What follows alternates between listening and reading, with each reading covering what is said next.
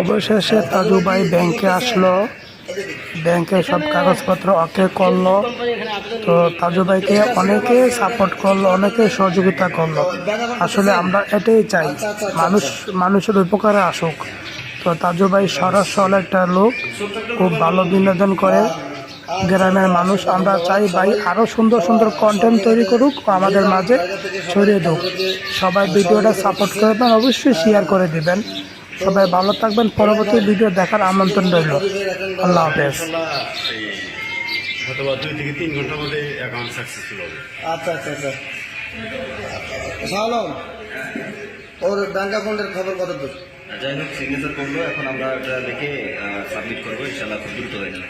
আচ্ছা আচ্ছা আচ্ছা, ঠিক আছে।